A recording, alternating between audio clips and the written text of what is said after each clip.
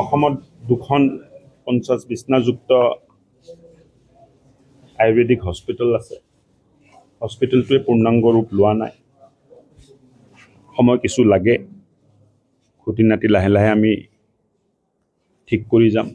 কিন্তু ইয়াত আহি এটা অনুভূতি হ'ল যে পেচেণ্ট যিখিনি ইয়াত আহে তেখেতসকল সন্তুষ্ট, ডক্টৰৰ ব্যৱহাৰতো সন্তুষ্ট, আৰু ইয়াৰ প্ৰক্ৰিয়া আৰু চিকিৎসাটো তেখেতসকলে ভাল পাইছে যে ৰোগবোৰ নিৰাকৰণ হৈছে, ৰোগবোৰ নোহোৱা হৈছে। এই হস্পিটেলটো আজি মই প্ৰথম আহিলোঁ, বহুত দিন ইচ্ছা আছিলে আহিব লাগে বুলি। ডক্টৰ হিমাংশু বেজবৰুৱাই মোক লগ ধৰি কেইবাবাৰ নিমন্ত্ৰণ দিছিলে। আজি আহিলোঁ, মনটো ভাল লাগিল যে হস্পিটেল ভাল কৰাৰ যথেষ্ট সুযোগ আছে আৰু এই সুযোগটো আমি ল'ম। ছেক্ৰেটাৰী মনীন্দ্ৰ নাথে মোৰ লগত আহিছে, তেখেতে ইয়াতে থাকি গোটেই আলোচনা কৰি পৰিৱেশন কৰি ৰিপৰ্ট এখন দিব আৰু 7 দিনৰ ওপৰতে ইয়াৰ ওপৰত একশ্যন এটা হ'ব।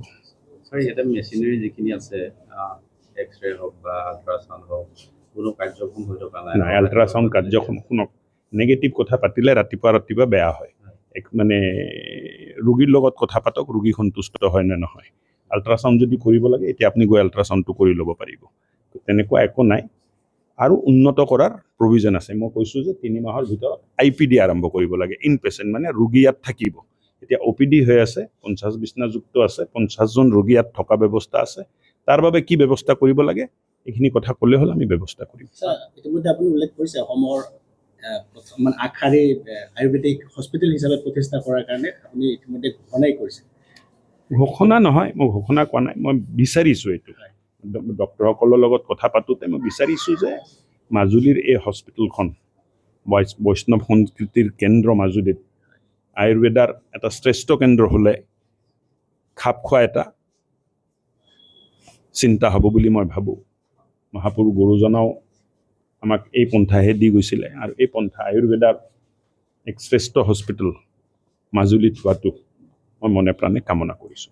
এটা কথা আছে, আপুনি সমান্তৰালভাৱে ইয়াত যিসকল হস্পিটেলৰ ষ্টাফ আছে, মানে কণ্টেক্সুৱেল আছে, তেওঁলোকৰ দীৰ্ঘদিনীয়া দাবী যে তেওঁলোকৰ ইনক্ৰিমেণ্ট নাই। ষ্টাফৰ দাবী, কণ্টেক্সুৱেল ষ্টাফৰ দাবীৰ লগত আপুনি কিয় মিলিত হয়? চৰকাৰে কৰিব, যেনেকুৱা যি বিধান আছে, যি নিয়ম আছে, তাৰ মতে আমি কাম কৰিম।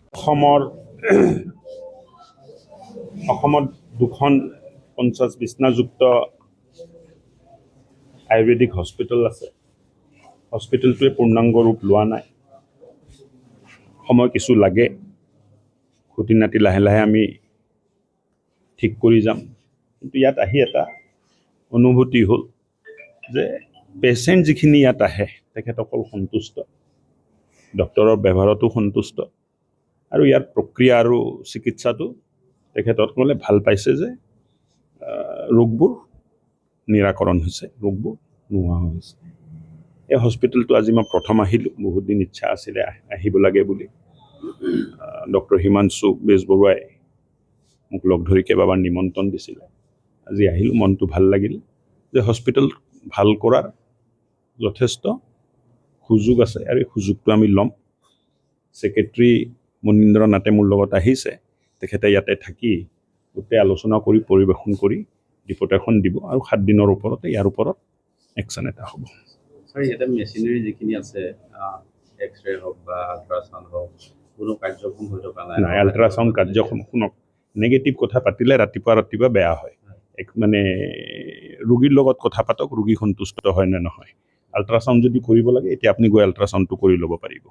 তেনেকুৱা একো নাই, আৰু উন্নত কৰাৰ প্ৰভিজন আছে। মই কৈছোঁ যে 3 মাহৰ ভিতৰত IPD আৰম্ভ কৰিব লাগে। ইন পেচেণ্ট মানে ৰোগী ইয়াত থাকিব। এতিয়া OPD হৈ আছে, 50 বিছনাযুক্ত আছে, 50জন ৰোগী ইয়াত থকা ব্যৱস্থা আছে। তাৰ বাবে কি ব্যৱস্থা কৰিব লাগে এইখিনি কথা ক'লে হ'ল, আমি ব্যৱস্থা কৰিম। ইতিমধ্যে আপুনি উল্লেখ কৰিছে অসমৰ আগশাৰী আয়ুৰ্বেদিক হস্পিটেল হিচাপে প্ৰতিষ্ঠা কৰাৰ কাৰণে আপুনি ইতিমধ্যে ঘোষণাই কৰিছে। ঘোষণা নহয়, মই ঘোষণা কোৱা নাই, মই বিচাৰিছোঁ এইটো। ডক্টৰসকলৰ লগত কথা পাতোঁতে মই বিচাৰিছোঁ যে মাজুলীৰ এই হস্পিটেলখন বৈষ্ণৱ সংস্কৃতিৰ কেন্দ্ৰ মাজুলীত আয়ুৰ্বেদাৰ এটা শ্ৰেষ্ঠ কেন্দ্ৰ হ'লে খাপ খোৱা এটা চিন্তা হ'ব বুলি মই ভাবোঁ। মহাপুৰুষ গুৰুজনাও আমাক এই পন্থাহে দি গৈছিলে আৰু এই পন্থা আয়ুৰ্বেদাৰ এক শ্ৰেষ্ঠ হস্পিটেল মাজুলীত হোৱাটো মই মনে প্ৰাণে কামনা কৰিছোঁ। আচ্ছা, এটা কথা আছে, আপুনি সমান্তৰালভাৱে ইয়াত যিসকল হস্পিটেলৰ ষ্টাফ আছে মানে কণ্টেক্সুৱেল আছে, তেওঁলোকৰ দীৰ্ঘদিনীয়া দাবী যে তেওঁলোকৰ ইনক্ৰিমেণ্ট নাই, কাম কৰাত কিছু ষ্টাফৰ দাবী, কণ্টেক্সুৱেল ষ্টাফৰ দাবীৰ লগত আপুনি কিয় মিলিত হয়? চৰকাৰে কৰিব, যেনেকুৱা যি বিধান আছে, যি নিয়ম আছে, তাৰ মতে আমি কাম কৰিম।